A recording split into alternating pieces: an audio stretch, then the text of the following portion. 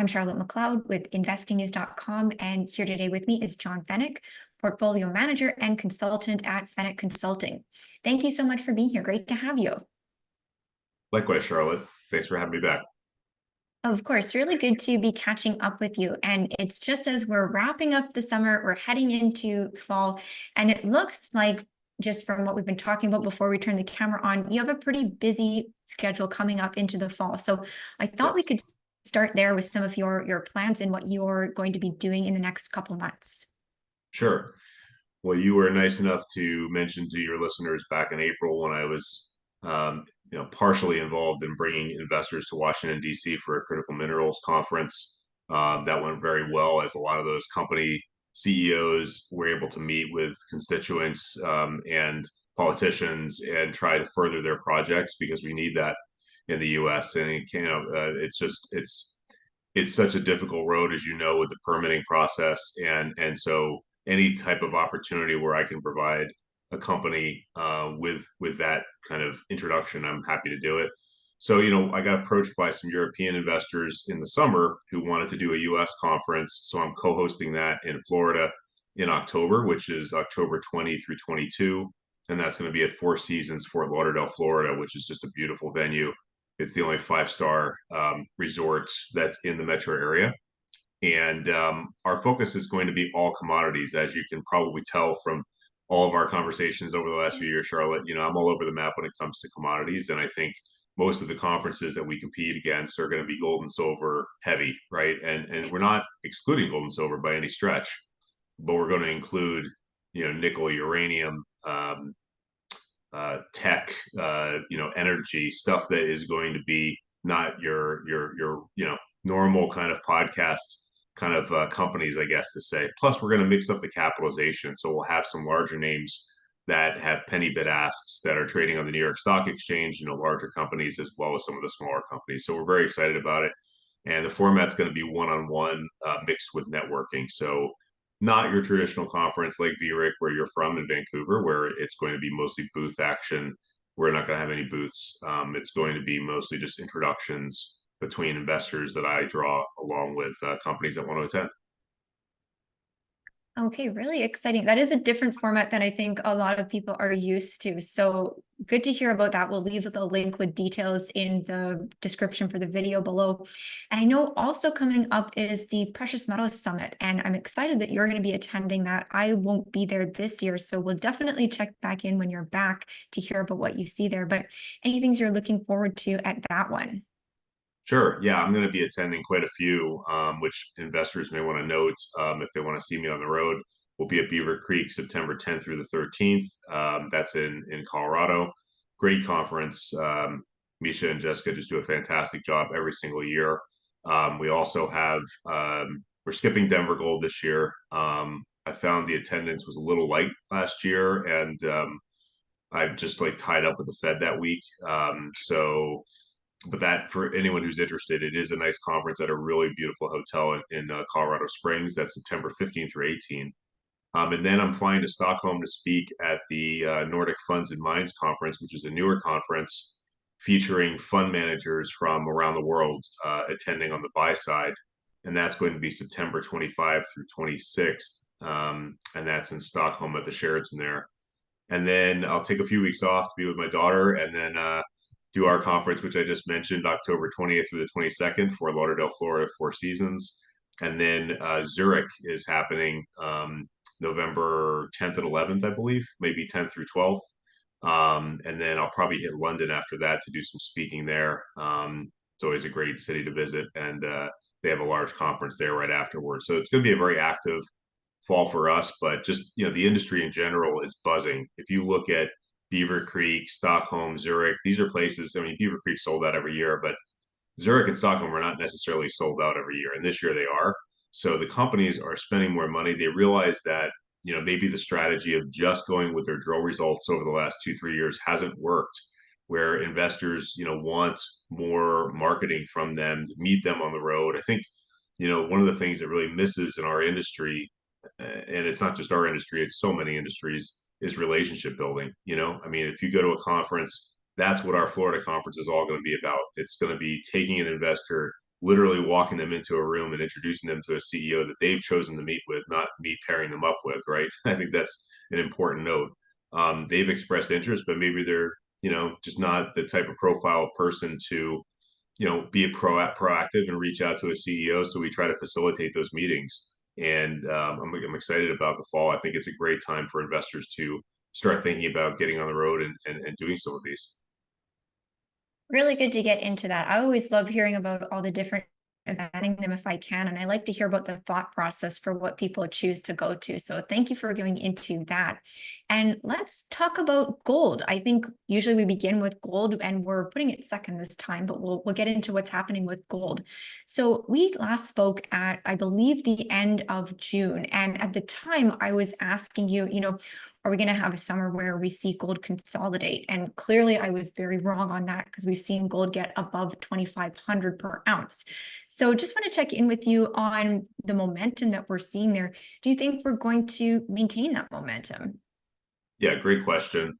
And don't be too hard on yourself. I mean, our price target, and we do this for a living in January, was 2,500 for the year. So, that was a pretty robust target. And we've reached that, right? But we're starting to see resistance form at, 2,500 to 2,525, which is natural, right? 2,500 has been a large round number that people like me have been throwing around for, months. So when you get there, people are starting to say, hey, if I got in at 1900 last year, where you and I interviewed multiple times, I made a lot of money on my investment, right? Maybe they move on to something else. But I would say that this is the time to really buy gold stocks because gold has trended now higher for months, right? Last year it was forming a base at 1900. This year it's forming a base at 23 to 2400. And this is for weeks and weeks and weeks. So when you see this kind of basing pattern in any chart, it's called consolidation. It's a really good chart pattern to look for where you're building a base, right, that you can build off of usually, not the other way around where it crashes and burns. So I think the gold bottoms are in. I mean, I don't think that we're going to see ridiculously low gold prices for the remainder of this year or even into next year. I mean, don't forget, Charlotte, we haven't had any rate cuts in the U.S. yet. September 18th is going to be the first one for sure. But when you look at the CME website today, it's a 67% chance or so that's only going to be a quarter point right now, which was about 50% pre-Jackson Hole last week. So, who knows if it's going to be a 25 or a 50, but it's definitely going to be a cut. And then what's more important is what Powell has to say after the cut in terms of the future direction of cuts, right? We want, meaning the gold and silver market wants, um, a cut in November. I mean, a cut in December, hopefully, maybe a cut in Q1, right? Like if you can get 4 cuts in a row like that, clearly the pattern has changed. But the Fed has been really playing close to the vest here. So I think there's going to be a lot of volatility, as we said in June. I still am sticking to that since we last interviewed. You saw the Nikkei crash, you saw Bitcoin crash. There's so many things that can go wrong when you're at all-time highs in markets or in, vehicles like Bitcoin or what have you, because we're just stretched, right? I mean, I'm not saying that Bitcoin is not going to make newer highs. I think it will, but I'm saying equity markets, especially international markets, look really stretched to me. And so it didn't surprise me to see international sell off. What surprised me was the bounce back. That's unhealthy. I mean, some would argue with that with me and say, look, it's resilience, right? The markets are resilient.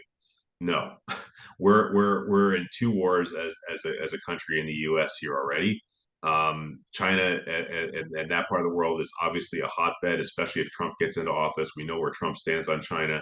So there's a lot to look for next year in terms of international investing, and I am long nothing overseas unless it's going to be a mining company that happens to be based in a relatively safe jurisdiction. Okay, really, really interesting to go into those things. And I have a number of follow-up questions. I think Sure. first on the Fed and Powell, because we've been checking in quite consistently about what's going on there over the course of this year. Were you surprised, because you had told us back in June, this September meeting is going to be quite important. Were you surprised at the tone in Powell's speech last week, how dovish that he was?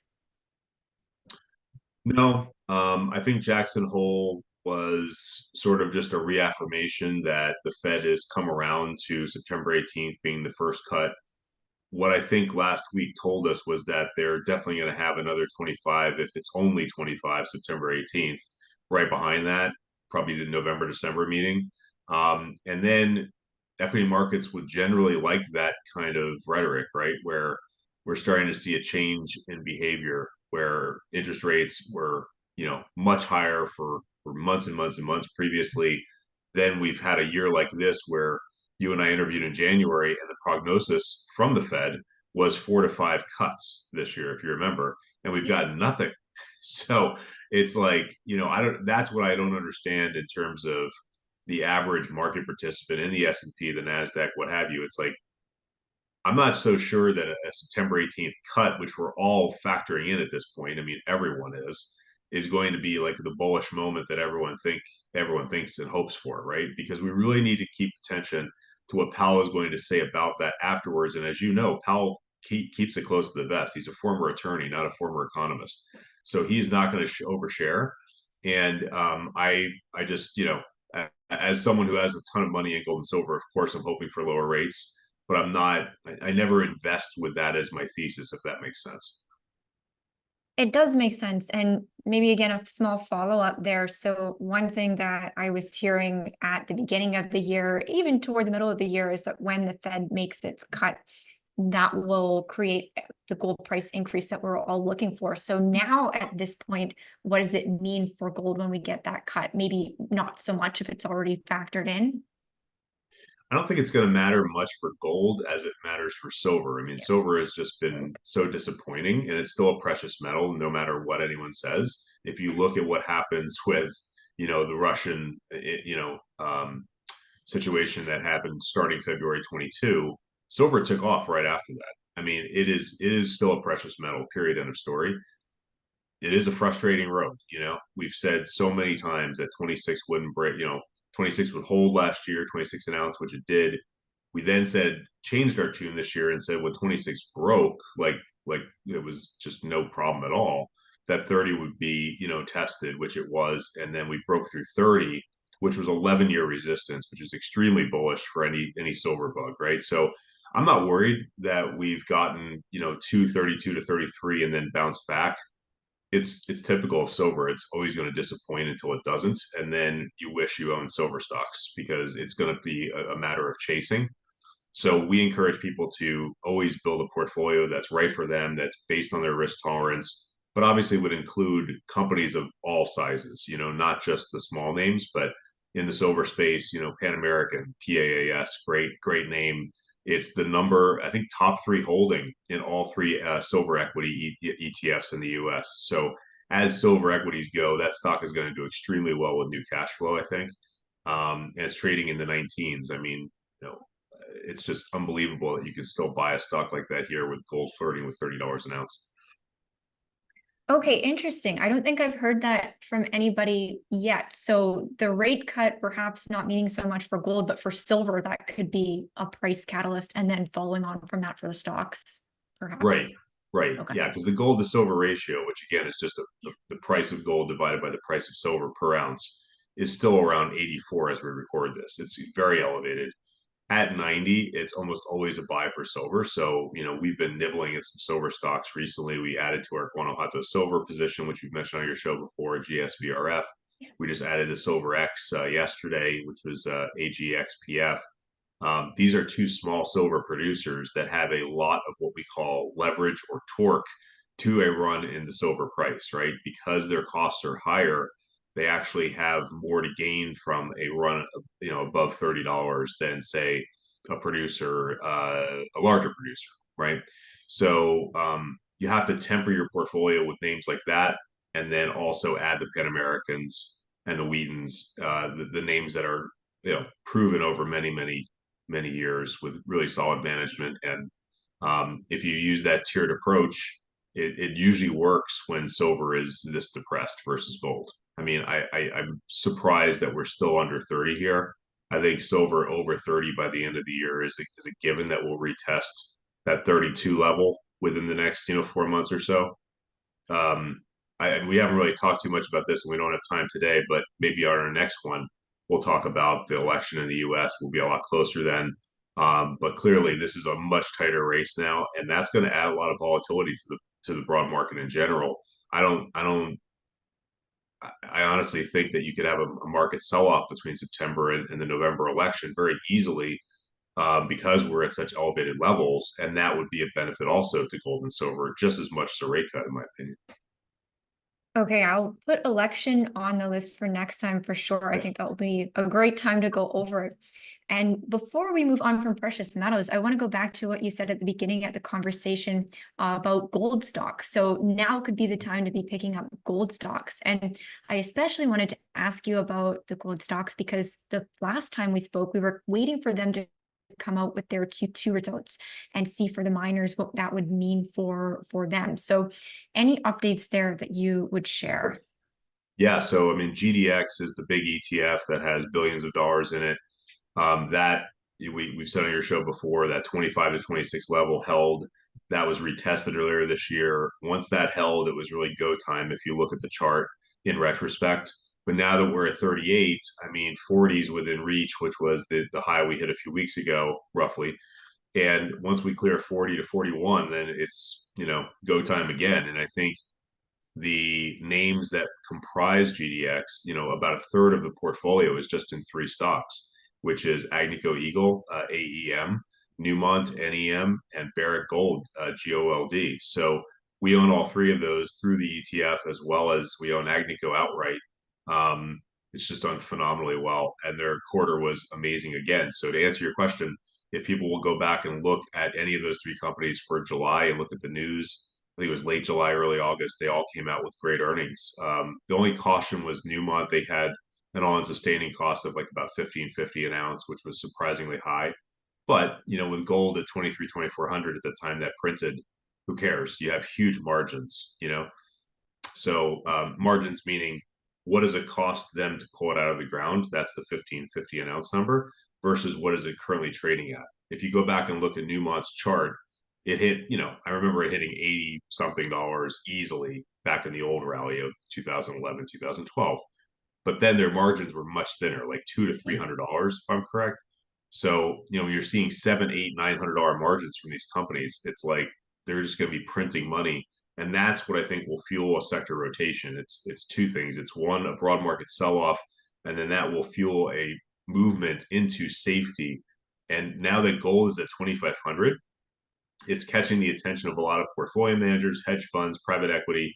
People that were not even interested in gold or gold stocks at the beginning of the year are starting to really take notice of our sector, which I think is the most bullish thing that we could say on the show. It's like we need more investment from the outside, which is one of the reasons I'm doing this conference. Honestly, it's because I do have connections in finance to some people like this, and they've been curious, about, hey, how do I rotate some money into this sector intelligently, because I've made a ton of money in tech and healthcare and my annuities and other things in my book of business. But how do I now capitalize on what's coming, which is maybe not really that wonderful, right? I mean, like gold is elevated for a reason. It's telling you something that the world isn't perfect. And I think that the terrible news that we saw in July with the attempted assassination is just a reminder to everyone that like this is not the world that we expected. I think just coming out of post COVID, this rally has been really really robust in the broad market, and it's time to take some money off the table and reallocate that money into things like our sector, which is what I think is going to happen, and it's starting to happen right now. I had it in mind to check in with you on that sector rotation because you had mentioned before it's coming. It's going to happen slowly, but of course, in the gold market, some of us are a little bit impatient. So it continues to happen. And maybe it sounds like we're missing that general market sell-off that you mentioned that might push people even further toward it. Yeah. I'm a firm believer, and a lot of my peers have said this too, that we need to see a broad market sell-off of the 10 to 15% variety. We don't need a 20 like we saw in early 2000, what was it, 2021, I believe. But it's you need to get some of the froth out of the market, and tech, continues to really outperform as a sector. However, there have been some missteps, right? If you look at Intel, INTC, worst day just about a month ago since 1974 on a Friday. I mean, that's 50 years of price action. There's never been a day like that in its history. And that used to be, if you look back at 99 into 2000, like one of the five darlings of the tech world. And today it's Nvidia and Apple and Amazon and what have you. But back then, Intel was a top five play, and so now is that stock broken? I mean, clearly the chart doesn't look good, and so that as an investor is a warning sign, right? Like Japan is a warning sign. These are things that you have to look at and say, all right, so not everything I thought was okay is okay, and step back for a minute and just kind of assess where you are in your retirement planning, right? I mean, like this to me, our sector is only a portion of someone's retirement planning. This should not be 50% of your portfolio, right? So it's like, okay, I have this much in real estate, this much in stocks through my 401k. I have this much in other things like hard assets. How much money do I want to dedicate? That's the first thing you should be thinking about to a sector like this. And then try to partner with a professional like myself who is going to have many years of experience in the sector stock picking, because that takes a lot of work. Yeah, definitely a good reminder that this is a portion of your portfolio and not the whole thing. The other thing I wanted to talk about, so we've gone through, I think, gold and silver pretty well, what's going on there. I wanted to look over to copper. I know you're following the copper market and a number of stocks in the sector. So any updates that you would share there? Sure. Copper last year was like a sister to silver, super frustrating. So, it was supposed to be a really good year for copper last year, if you remember, and it wasn't. We were pretty much flat for the year. This year, however, we saw signs of life again, and that's really bullish. So we've been buying copper names on the cheap here, thinking that we will take another run at $5 within 12 months. And, to go from something like 4 to 5, just using round numbers, yeah, it's only a 20% gain in the price of copper, but in some of these silver copper stocks, it can mean, 60 to 100% gains pretty easily, because you get that extra leverage in the stock. You're taking more risk in a stock than you would by buying a commodity like copper, right? So, Inflection Resources, AUCUF, has been one we just bought this week for probably the sixth time now. We tend to buy, as you know, Charlotte, 6 to 10 times on average. We don't pretend that we have a magic crystal ball that tells us when to buy something. We get it wrong a lot on the entry point. But what I don't get wrong is you know, I'm very consistent and I'm very persistent. I'm sitting on the bid regularly on companies where I want to build a position, and I just build it slowly over time so I don't move the market, right? And then we put out these updates to our followers through our newsletter or through our real-time email service when there's some really good news or something like that, and we share that public news with them and give them some insights as to why that's important for the stock. With Inflection, they have a lot of money coming in from a major in Anglo that they don't need to fund themselves. So I love that. The share structure is, I think, between 90 and 100 million shares, so very tight. I think Alistair does a really good job of leading the company, and the jurisdiction is New South Wales. I mean, it's like Australia is just a great jurisdiction for mining, and we've been underweight Australia through some of this rally, so we wanted to make sure we bought, Vox Royalty, which has a big position, VOXR in Australia. We've been buying this. We've been buying things to kind of, make sure that we have enough money in Australia as a jurisdiction, because it is so, positive for the gold region. And pivoting away from that, I'd say Alta Copper, ATCUF. That's one that I just started to buy last week. I knew the chairman, who now became the interim CEO years ago, and that's one of the things you've heard me speak about before. Is if I have success with someone, even 2, 3, 5 years ago, I'll usually go back to what they're doing next. And Julio, runs a tight ship there. They have over 30% of the float tied up with a major. Whenever you see a 30% ownership by someone, you know that that company has a real interest in buying the entire company.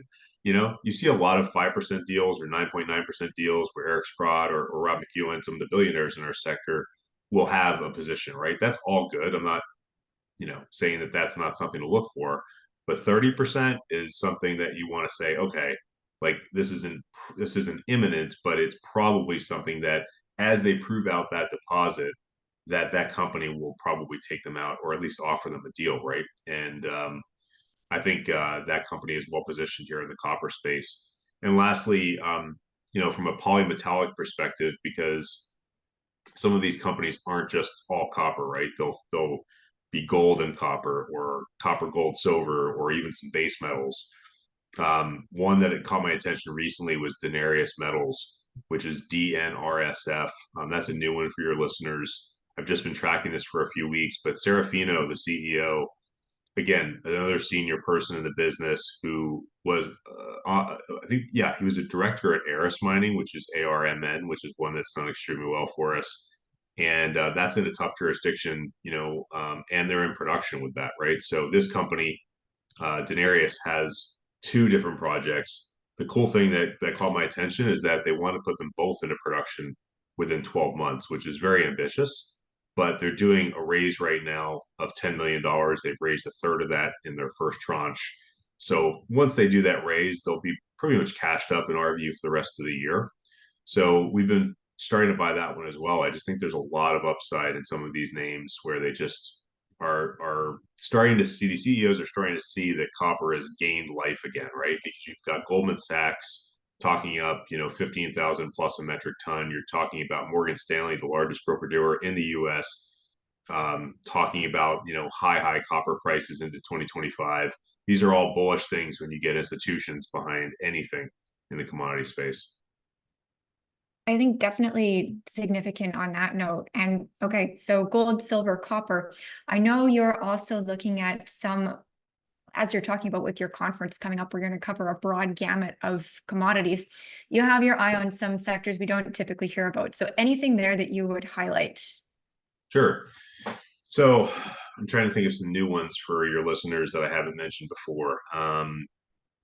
So yeah, I mean, I'm not a huge agriculture person. I've never really mentioned that too much on your show, but potash is an interesting business. And there's one that I just started to follow called Millennial Potash, which is MLPNF.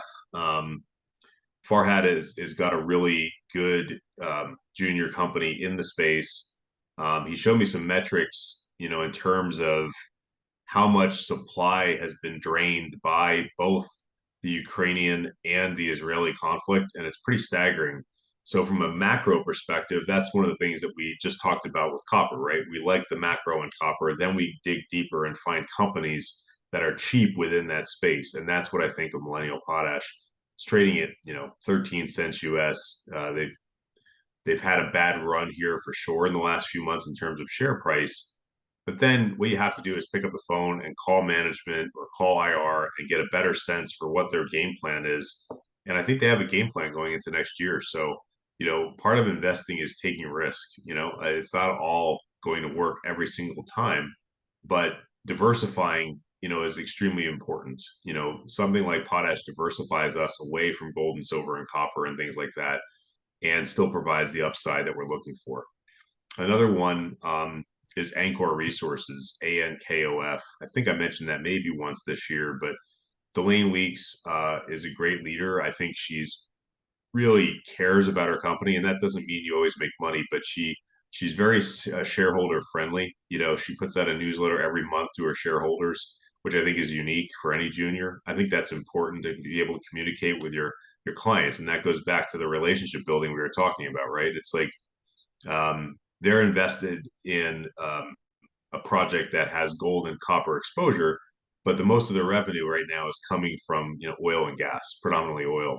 And so we think that as you enter 2025 and have the potential for more conflict, unfortunately, oil prices are going up. And so we try to find juniors like that are producing, right, but of a small amounts, that are just flying under the radar. Stocks at 7 cents. It's hit 10 cents just a few weeks ago. So that's 30% upside. In a junior like that, I think with a CEO that really understands how to manage the capital well. Okay, I think those are some really interesting ones for people to take a look at. So good to go into those. And I think we'll wrap it up there unless you had any final thoughts that you would want to leave investors with. I think the biggest thing, and I'm doing this to two of my clients after this interview today, so I'm not just saying this, is trying to talk to investors about how to build positions, right? It's not, I can't lead you. I can't say buy, sell, hold because I gave up my license, voluntarily, I guess 4 or 5 years ago, because I had been licensed for 25 plus years. And what I find with clients when you talk to them is that they want like exact things, like tell me where I should buy this. As we said earlier, there's no exact science to buying. I'm a big fan of putting two limit orders out that are smaller, right, rather than one big order at a specific price. And I think that's something that investors should do more of is don't take a position all at once. Like I said, I take positions, sometimes less than 6 times, but on average, 6 to 10 times is sort of how many times we buy on the way up. And then we'll dispose of something, maybe in 3 tranches. So we're not moving the market again, right? We're not going to be one of those problematic sellers in our sector because we're an advocate for the sector, right? It always blows my mind how people interview on shows like yours and then are part of the problem rather than the solution, right? They're out there selling, stocks as opposed to, just being mindful of it, right? You can call a company as a big seller and say, hey, I've got to unload this big position, or I inherited a big position and I want to work with you on disposing of it. And believe me, 90% of CEOs would love that call. They would love the fact that you're not going to just blow it into the market because it's not really efficient and you're not going to get the best pricing. So I think that's one of the things that we try to help investors with is see the long game here. This is going to be a 1 to 3 year rally in our sector, and there's a lot of good things to come. Okay, I think those are great words to finish on. So thank you so much for coming on to talk, and we'll be sure to have you back again soon. Thanks a lot, Charlotte. Of course. And once again, I'm Charlotte McLeod with investingnews.com, and this is John Feneck with Feneck Consulting. Thank you for watching. If you like this video, make sure you hit the like button and subscribe to our channel. We'd also love to hear your thoughts, so leave us a comment below.